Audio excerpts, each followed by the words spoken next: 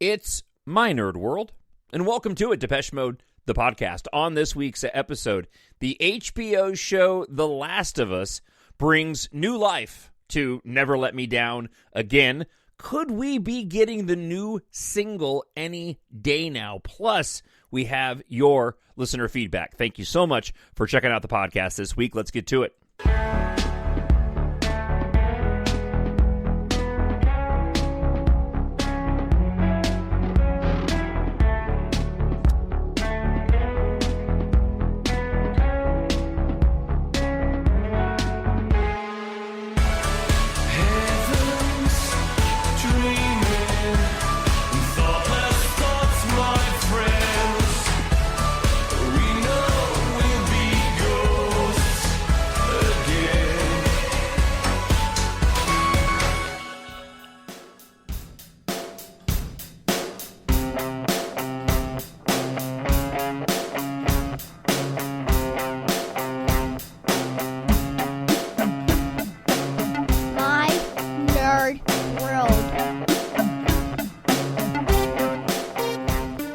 It is my nerd world, and I'm your host, Jon Justice, Depeche Mode, the podcast, and so glad you're with this week's episode.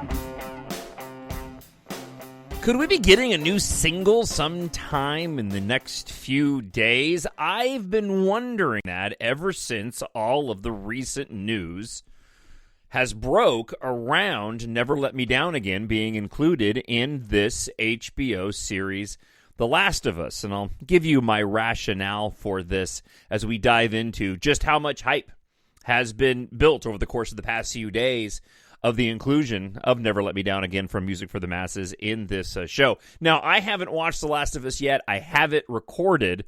The only reason why I haven't watched it is because I've been saving it for Friday to watch it with my wife. I understand the circumstances of which the song is used at the end of the show, and for the sake of spoilers, for those that haven't had a chance to see it yet, I'll kind of leave it out.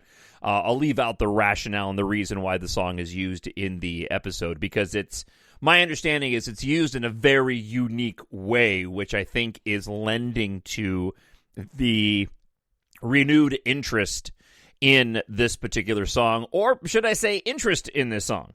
We'll get into some of the details of where it peaked back in 1988 compared to how it's been charting on the streaming services and on Billboard as well, coming up here in just a moment. Before we dive into this, though, I just wanted to share a couple things. I've actually done some digging, listening to other Depeche Mode podcasts, and there's not very many of them out there. I found one going back to 2019. It's titled Great Albums. And this is a podcast that focuses on great albums. So the two hosts break down for the entire episode Violator, and they bring on a fan of Violator, a really knowledgeable fan as well, to talk about the album. And it's been a really, really interesting listen. One of the things that I kind of had to chuckle was that I didn't realize when it was recorded.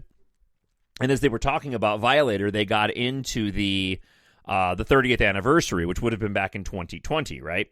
And how potentially Depeche Mode could launch an anniversary tour, because other bands as of late had done that for albums, including U2. However, I was listening to this going, all right, when was this recorded? And I went, oh my gosh, this was like right the year before the entire world got turned upside down, and everything, of course, was put on hold. And as we all know, it had a massive impact on Depeche Mode as well, as they were looking towards whatever their next project was going to be. And of course, now we know it's Memento Mori coming out in March. But it was a really, really interesting listen. One of the things that the hosts mentioned, I had never really thought about, but they were absolutely correct, and that is the contribution of Anton Corbijn. Now, I've talked about Anton Corbijn on the podcast before, but he brought out a specific point that I certainly had thought about but never articulated, and that is Anton's contribution for the band. I don't want to say that it's been controversial by any stretch, but certainly it's been a talking point, especially as it relates to the videos. Comments made by well-known pop music figures negatively about Anton Corbijn's work. His videos are obviously not the most straightforward videos. I still contend to this day that Anton Corbijn's videos for Depeche Mode far outweigh anybody else's videos. Even in recent or more recent projects. The Wrong video was interesting, but didn't really do anything for me. Heaven was interesting again, but it didn't really do anything for me. But you compare that to, say, Where's the Revolution, which definitely has the Anton stamp on it. And I just feel like Anton's work far outweighs anybody else's work in terms of their artistic contributions to the band. Compilations aside, the singles collections that came out, I really enjoyed. I really liked the artwork that was used and the theming around the singles collections that came out back in '98. But more to the point of what the commentator had said, Anton was essentially creating art surrounding this band that we love, and it ended up providing that extra element. It ended up providing something that we could wear that, while meaning-wise had quite a bit of ambiguity, we could still take ownership that this was uniquely Depeche Mode. This was art made for Depeche Mode. This was art made for this particular album, whether it was the blocky nature and the blues and purples of Songs of Faith and Devotion, or more specifically and more widely used, the rose on the cover of Violator. Video-wise as well, while the videos weren't always the best, right, didn't really always match exactly the content of the lyrical content, it still was very unique and distinct and done with an artistic mind and expression involved. Richard Blade on the Behind the Music documentary, which I wish I could get a decent copy of. I believe that VH1 had put those out on DVD years ago. You can still find the YouTube clips, so the quality is really poor, of that Behind the Music documentary. Fantastic hour-long documentary of the band. But Richard Blade, in that documentary, had made a comment that he felt the band could have been bigger at the time of MTV's rise if they had done better videos. And I think prior to Anton's work, maybe you could have made an argument. You could certainly make an argument going back to the band's really early work, right? But at the same time, I don't think that it would have made that big of a difference. Depeche Mode's style was so, and still is, so unique to pop music. It is so different and specific that I'm not sure that somebody else could have elevated their popularity more just via the videos. And again, I'll kind of use the argument that I laid out just a moment ago in some of the, past 15 years or so of Depeche Mode music, where other directors have come in and done videos. It hasn't really done anything to raise the profile of the band. I mean, some of them have been enjoyable. I enjoyed the I Feel Loved video, and I forgot who was the individual who had directed that one. I thought Hold to Feed was absolute, utter garbage of a video.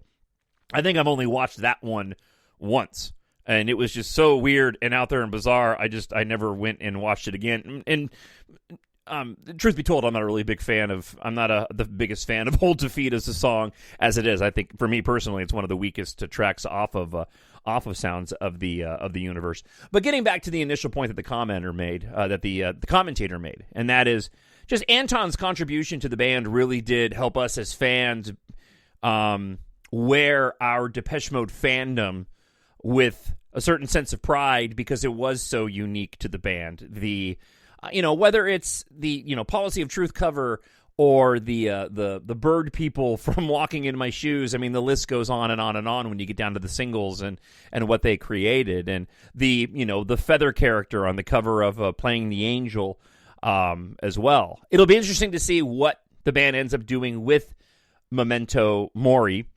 I'm curious to get your thoughts if the artwork, the limited artwork that we've seen so far in the initial press announcements, will be indicative of what we'll see on the album cover. I think personally I would be a little bit surprised if Anton Corbijn got that redundant to use the grays, blacks, and reds as he did on the Spirit artwork. Certainly that's what we've seen so far, and with the reversing of the letters, I think the easy assumption would be that, yeah, this is going to be, indicative of the artwork. But again, I would be a little bit surprised if Anton went with a similar color scheme. Although I don't know if it's even been confirmed that this is Anton Corbijn's artwork that was presented. It may not be. I mean, this could be something that was a placeholder done by somebody else until we get the official Anton Corbijn work. I don't even think has it even been confirmed? I'm assuming Anton Corbijn is doing the artwork for it, but I really enjoyed the artwork for Spirit. I thought it was very apropos for the content of that particular album, and was certainly stronger than what he did for Delta Machine, which had kind of a ultra feel to it. In terms of using a physical picture within the artwork that didn't really have anything to do specifically, using a picture of something that's really not in reference to what it is to the content. It just didn't seem to match as well. I like the font work. It's always unique when it comes to Anton, but I thought the cover, while I enjoyed it, I thought it was a little bit weaker and liked what he did on Spirit more. As always, what do you think? TalkShowNerd at gmail.com, or you can leave a comment up on YouTube if you happen to be listening there, and be sure you like and subscribe to the channel. As always, you can go to mynerdworld.net to find out all things about My Nerd World, not just this podcast, but the Star Wars podcast that I do, and the science fiction series, book series that I write, and I'll talk about that towards the end of the show.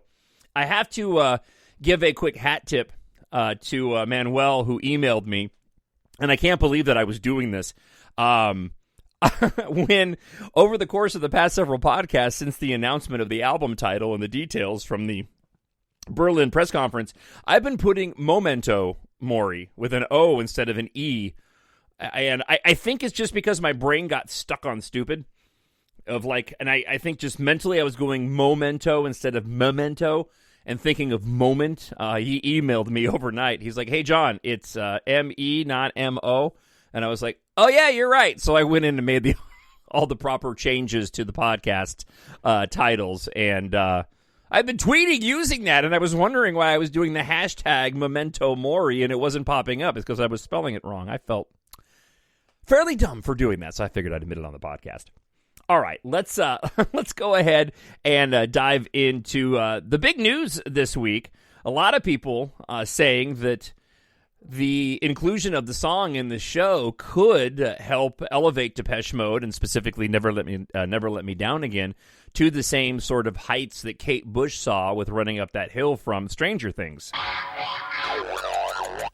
It didn't take long for the first episode to air last week of The Last of Us for word to spread that Depeche Mode was included in this particular show.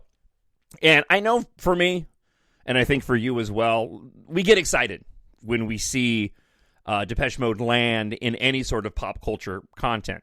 The last time I can remember this happening was in the Hawkeye show at the end of one of the early episodes where they played Christmas Island, which just floored me of all the songs for a show to include that one.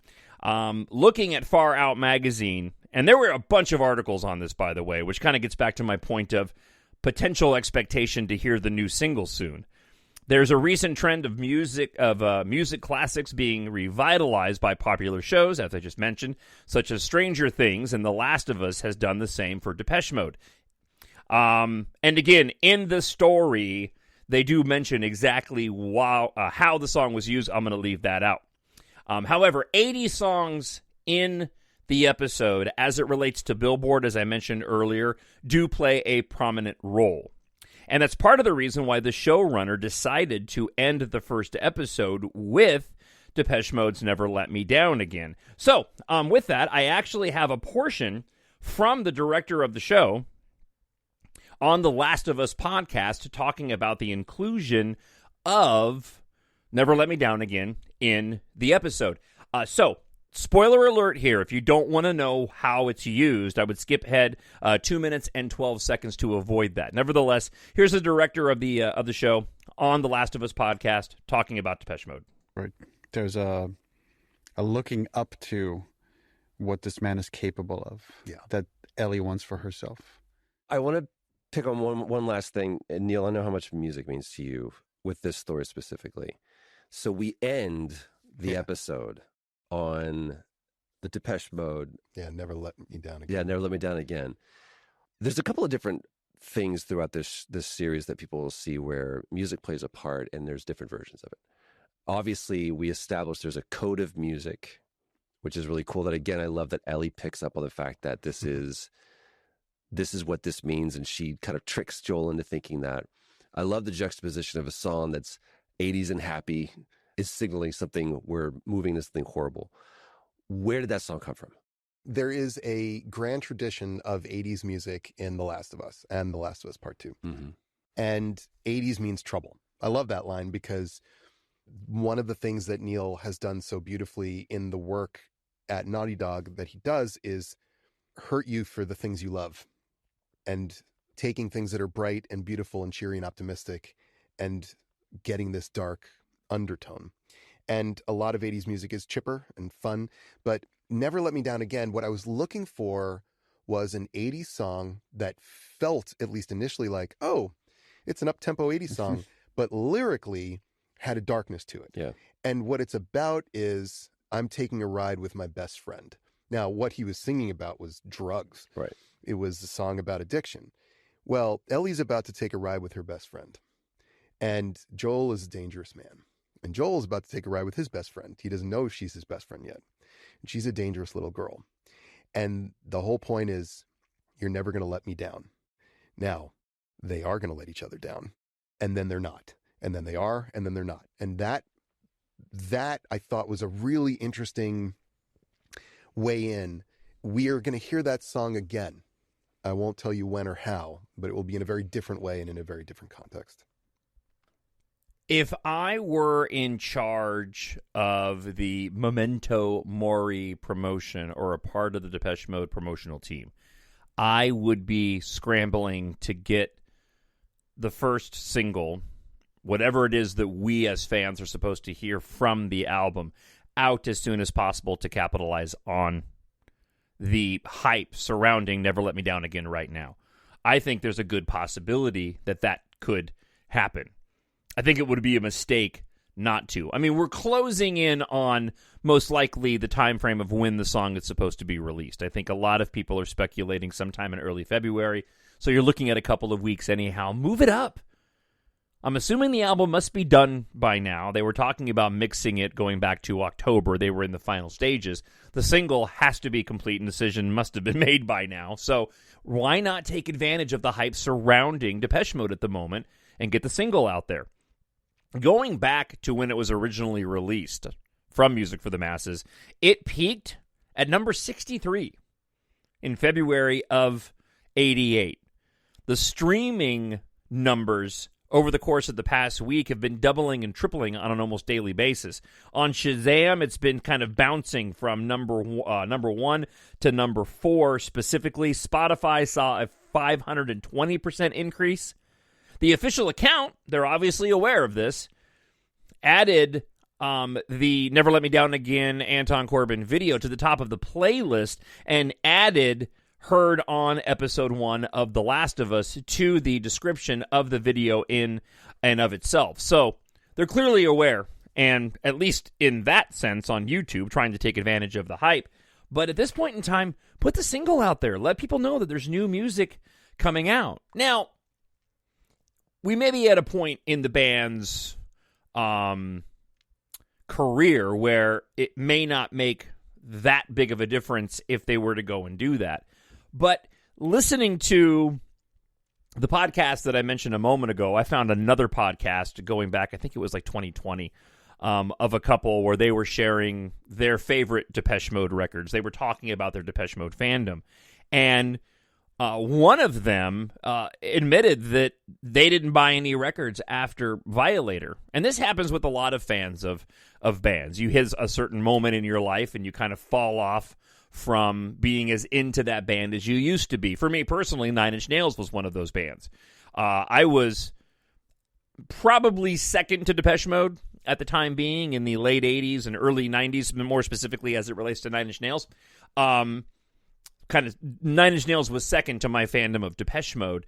And after Pretty Hate Machine and then the follow-up album of Fragile, I kind of lost interest. Now, Nine Inch Nails is a little bit different beast. The angsty nature of Nine Inch Nails I wasn't really relating to anymore, but I just kind of lost interest. And I've kept up with Nine Inch Nails a bit over the years, but certainly haven't purchased any of their records after that, which I mentioned. And I think for a lot of fans that's happened. Pet Shop Boys is probably another famous act where I'm sure a lot of people after, the early to later 80s kind of lost interest in Pet Shop Boys, even though they've continued to put out fantastic music and gone on tour.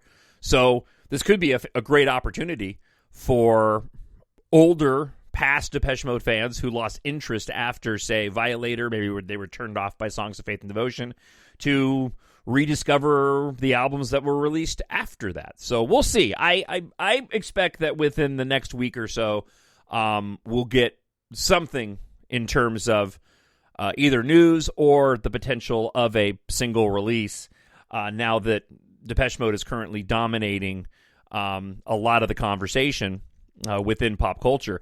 To that end, and what kind of brought me to this and thinking about the promotion of the album was when I was doing prep for this show, and every time I do prep for the show, I typically go and throw Depeche Mode into a search engine, do a time-sensitive search to see what's popped up. There's something interesting if somebody's written an article, something news popped up.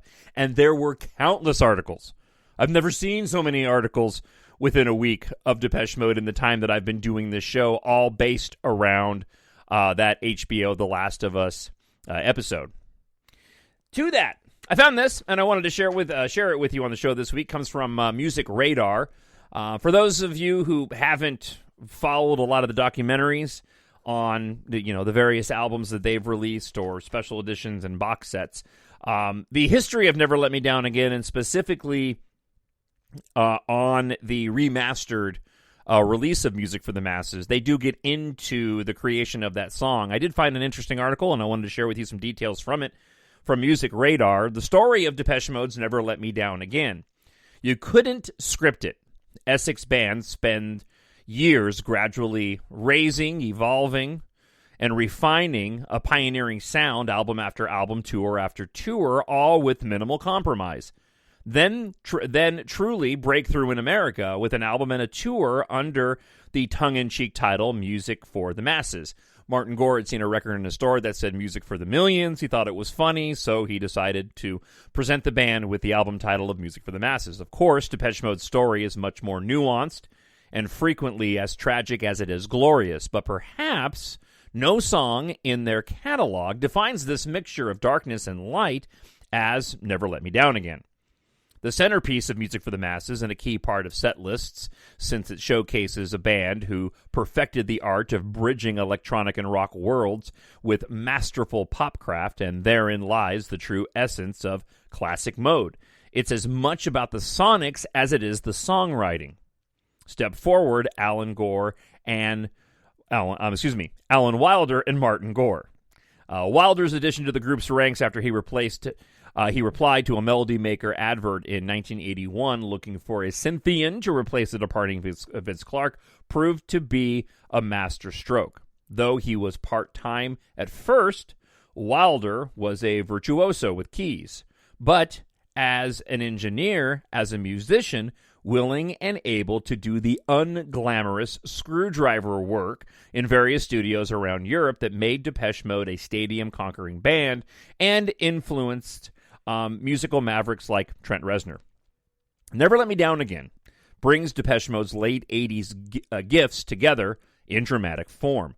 The architecture of Gore's original demo being taken to new places, pounding drums, the weaving of processed guitar riffs into an electronic soundscape, and the euphoria shadowed in the tragedy of its theme, beautifully conveyed by Dave Gahan's baritone. It is glorious, heavy synth pop created by intricate design. And in true Depeche Mode form, it's not a love song in the traditional sense. Gore told Bravo magazine back in 1987, the song has nothing to do with relationships. It's about the concept of fleeing from reality and the evil awakening afterwards. Any kind of fleeing, drugs, alcohol, or whatever. We used to discuss beforehand how we were going to make each album different from the last, and that became more important to us as time went on, that we weren't going to just repeat a formula. That desire to push forward saw the band producing music for the masses alongside engineer David Bascombe, credited as a co-producer, but mainly engineering on the album by his own admission as well as mixing. After a trio of records with Gareth Jones and Daniel Miller, and only a year after Black Celebration. Boy, that's amazing to think that the band went back to work that quickly and were able to come up with something so different from Black Celebration. Never Let Me Down Again was the one I was really, really pleased with, noted Bascombe in the documentary. I was really involved with the drums on that. The guitar intro was actually an accident because the sequencers we were using in those days, that guitar was sampled and it just ran on a count-in over the start of the track, but it wasn't supposed to be. We all went, that's great. And so that was a happy accident. The song is also notable for its introduction of Gore's increasing interest in guitar into the DM sound palette, something Enjoy the Silence would continue on the next album, Violator. And of course, that's something that's continued, especially on the last few releases. And my understanding is too, and please feel free to correct me if I'm wrong, you can email me and let me know, but my understanding is Martin used to write on the piano. Now it seems as if he writes more so or more often on guitar. As Wilder confirms, let me back up here. Excuse me. It's still one of my favorites, and it's clearly still a live favorite as well, added Wilder when speaking to a media outlet. He had been out of Depeche Mode for a decade at that point in the interview, but still performed instrumental versions of the track during live performances with his Recoil project. As Wilder confirms, both he, Gore, and the late Andy Fletcher used the EMU Emax keyboards live to activate samples and play the parts on the 87 and later tours, including the sounds of Never Let Me Down Again. The studio sounds are obviously a little more complicated, especially on the drum side of things. Primarily programmed at Alan's house, the basic demo was reconstructed to emphasize the chorus in an attempt to improve the overall flow of the track, noted Wilder in his now 1998 editorial covering the 86 to 98 on the original Recoil website. He goes on to say it displays a blend of distinctive musical components and devices, some old mode and some making their debut. Most notably, Never Let Me Down Again illustrated the inaugural use of sections of live performances as opposed to just single notes being sampled and manipulated. The best demonstrated by the distinctive opening guitar riff, which was originally played by Martin, then heavily processed through a number of effects. There was also a significant use of real orchestra sounds, such as strings and horns, as well as Led Zeppelin drum samples, and that would be coming from When the Levee Breaks. To flesh out the backing, said Wilder about the recording in his Recoil site editorial. Unusually for the band's forward-moving sonic trajectory, the engineer confirmed other rhythmic elements are a combination of tones from Stripped mixed with some other samples. Bascombe also detailed the Zeppelin song in question for the kick and snare sample during a 2019 interview with Special Deluxe Edition. My sole contribution, well, not my sole contribution, this is before we got to Paris, where we were round at Alan's house, and I said, right, I want to use When the Levee Breaks drums on this. While sampling that particular song is pretty commonplace now, at the time, Bascombe was somewhat ahead of the game. But Tears for Fears had already benefited from it on their work on Shout and Mother's Talk, as Roland Orzabal confirmed a few years ago. Perhaps that's where Bascom had heard the potential for Depeche Mode.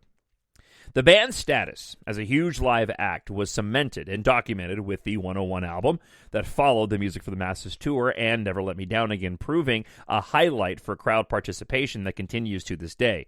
The band's passionate and vocal fans were a presence that flew in the face of the band's continued peculiar underdog status in the media and the idea electronic music was somehow remote and clinical. There's this whole business of soul and what is soul, Wilder said in an 1987 television interview. People accuse us of not having any soul because we use electronics, but really all soul is being honest, and there's a lot of that in our music.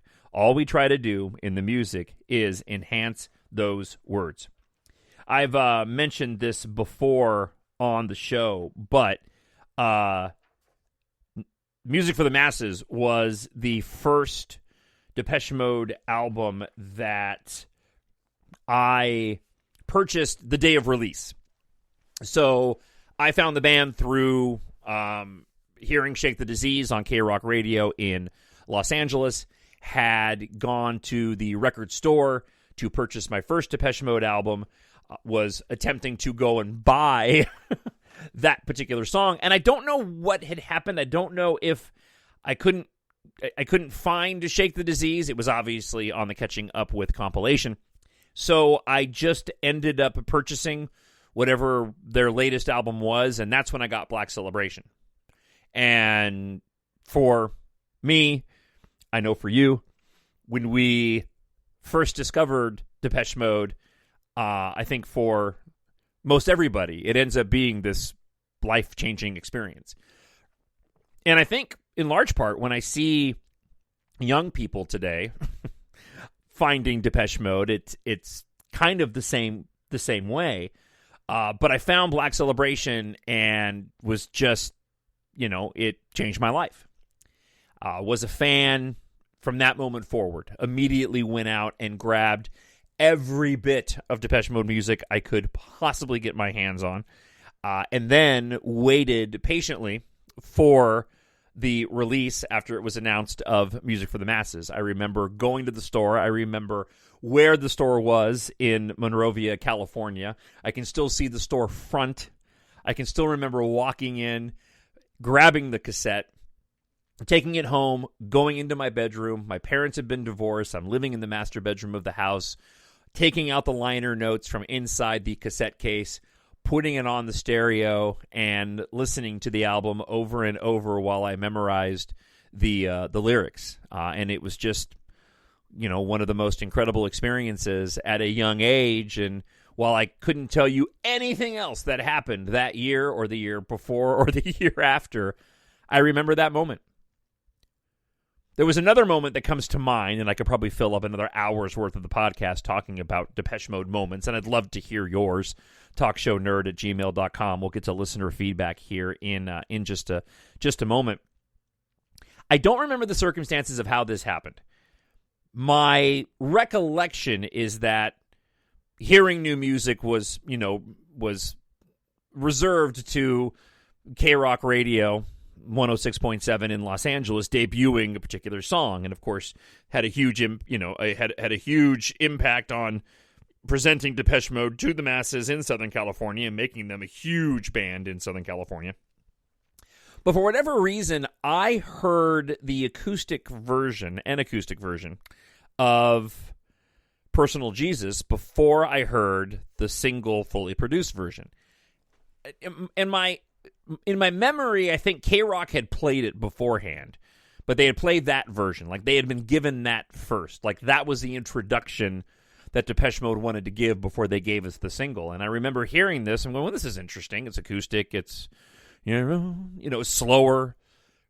I'll never forget tuning into K-Rock to hear the single with my headphones on and just being flabbergasted at the production work.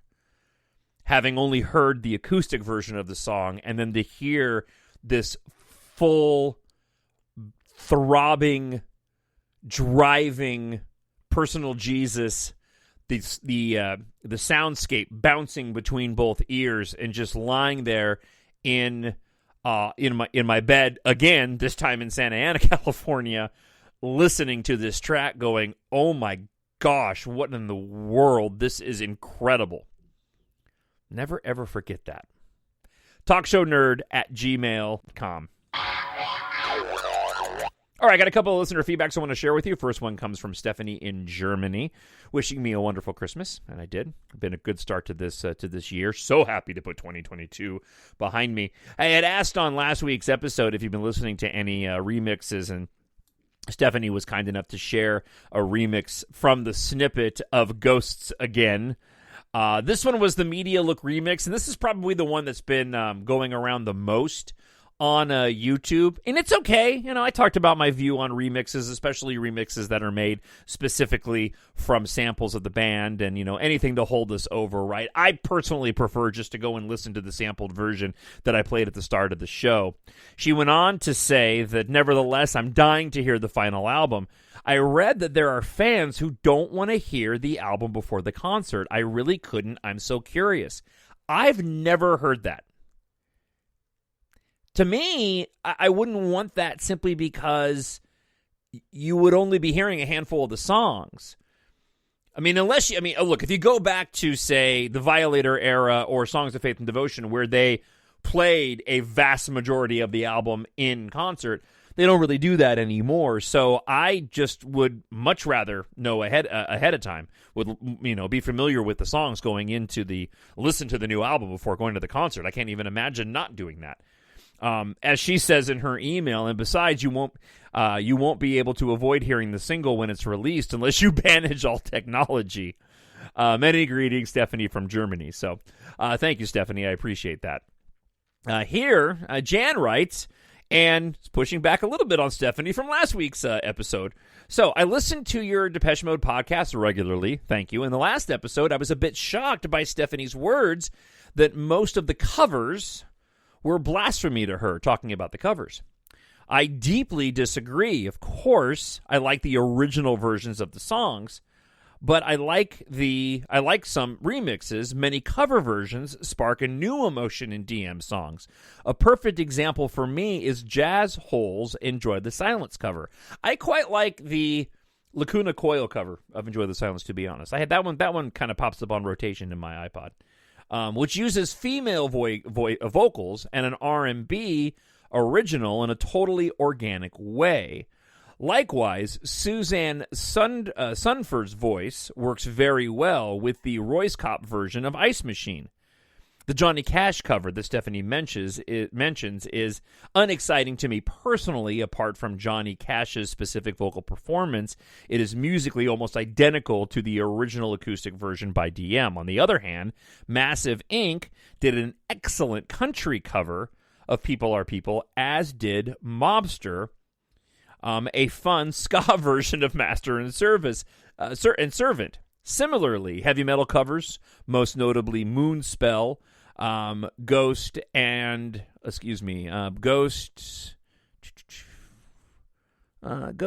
Metal. Oh, Ghost. Excuse me. I'm sorry. Let me back up here.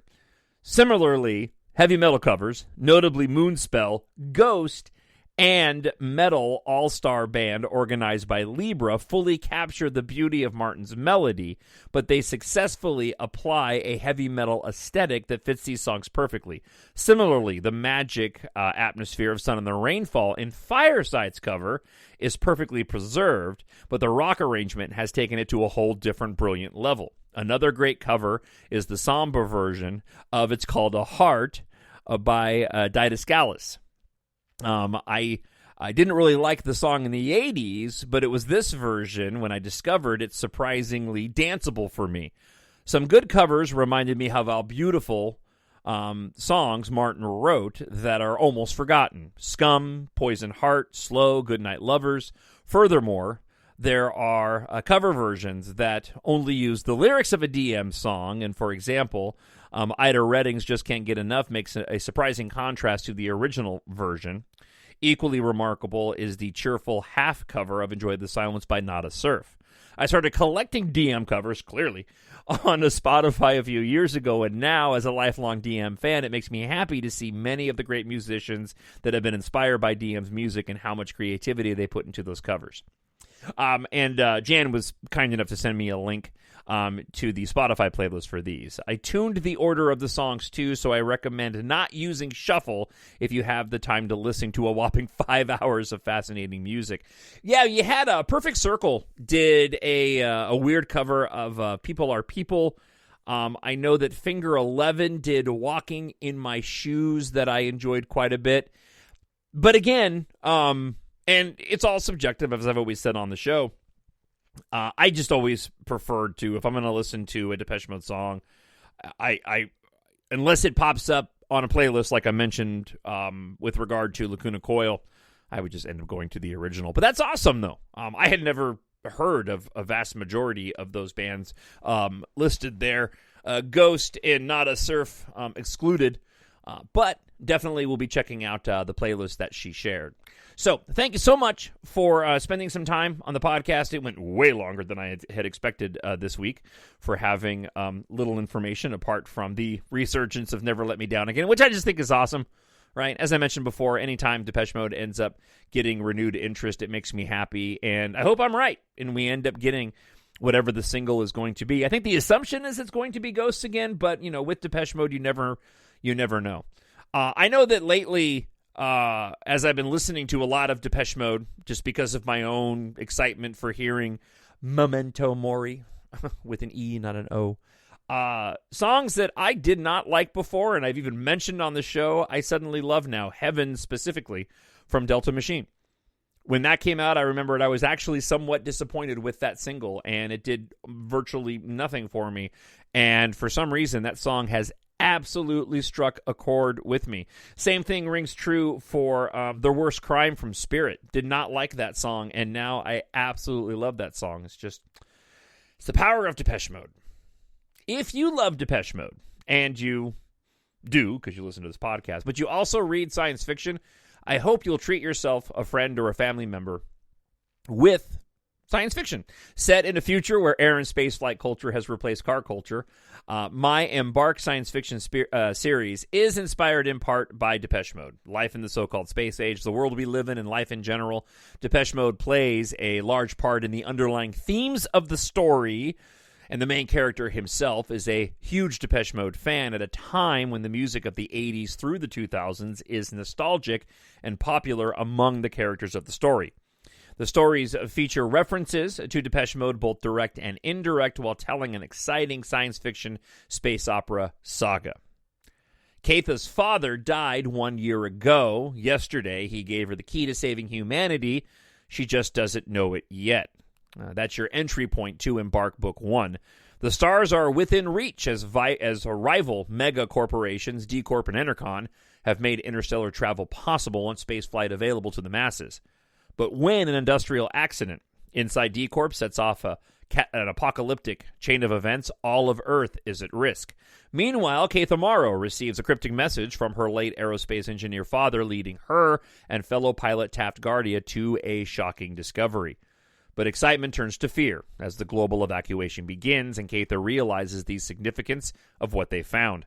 While the ruthless Sin Argam of D Corp attempts to exploit the disaster, it's up to Keitha, Taft, and a ragtag squadron of pilots to save Earth's evacuees from the tyranny of D Corp's evil leader. If you like your science fiction to be epic, filled with some romance and action, EMBARK is perfect for you. It's written for adults, but it is great for ages 11 and older. You can pick up EMBARK Book 1 today, an ebook, for just 99 cents. But the entire 7-book series is available in hardcover, paperback, ebook, and audiobook at Amazon.com or mynerdworld.net. And of course, there at mynerdworld.net, you can find out about all things My Nerd World, this Depeche Mode show, my Star Wars podcast. But I hope you'll help support my attempts to become an author. I guess I am an author. I've written 7 books, for crying out loud.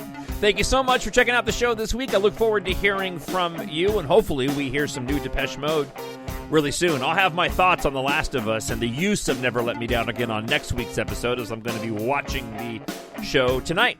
I hope wherever you are happy, you are healthy, and you are safe. Talk to you again next week. Bye.